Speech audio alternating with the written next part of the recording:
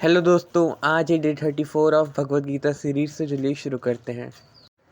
श्लोक 27। स्पर्शान् कृत्वा बहिर्बाह्यांश चक्षुश्चैवान्तरे भ्रुवोः प्राणापानौ समौ कृत्वा नासाभ्यन्तरचारिणौ। श्लोक 28।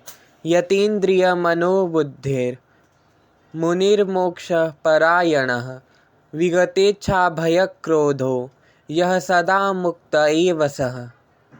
इन दोनों श्लोकों में श्री कृष्ण कहते हैं, समस्त बाहरी सुख के विषयों का विचार ना कर, अपनी दृष्टि को भवों के बीच में स्थित कर, नासिका में विचरने वाली भीतरी और बाहरी श्वासों के प्रभाव को सम करते हुए इंद्रियां, मन और बुद्धि को संयमित करके जो ज्ञानी कामनाओं और भय को त्याग देता है वह सदा के लिए मुक्त हो जाता है।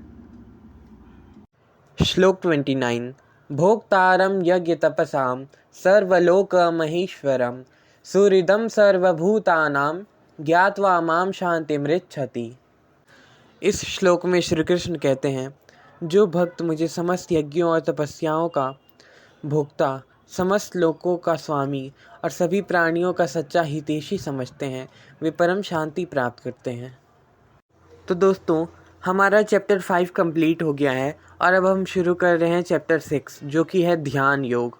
इस चैप्टर में श्री कृष्ण ध्यान और एकाग्रता का ज्ञान देते हैं। तो चलिए शुरू करते हैं। श्लोक 1। श्री भगवानुवाच अनाश्रितः कर्मफलं कार्यं कर्म करोति यः स सन्न्यासी च योगी च न निरग्निर्न चाक्रियः। इस श्लोक में श्री कृष्ण कहते हैं, वे मनुष्य जो कर्म फल की कामना से रहित होकर अपने नियत कर्मों का पालन करते हैं, वे वास्तव में सन्यासी और योगी होते हैं, ना कि वे जो अग्निहोत्र यज्ञ संपन्न नहीं करते या शारीरिक कर्म नहीं करते। श्लोक 2। न संन्यासमिति प्राहुर्योगं तं विद्धि पांडव न हयस्सन्न्यस्तसंकल्पो योगी भवति कश्चन। इस श्लोक में श्री कृष्ण कहते हैं, जिसे संन्यास के रूप में जाना जाता है वह योग से भिन्न नहीं है। कोई भी सांसारिक कामनाओं का त्याग किए बिना सन्यासी नहीं बन सकता। श्लोक 3। आरुरुक्षोर्मुनेर्योगं कर्म कारणमुच्यते योगारूढ़स्य तस्यैव शमः कारणमुच्यते।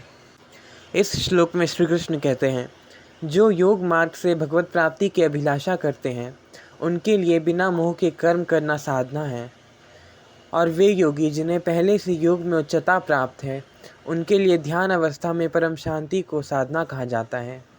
श्लोक 4।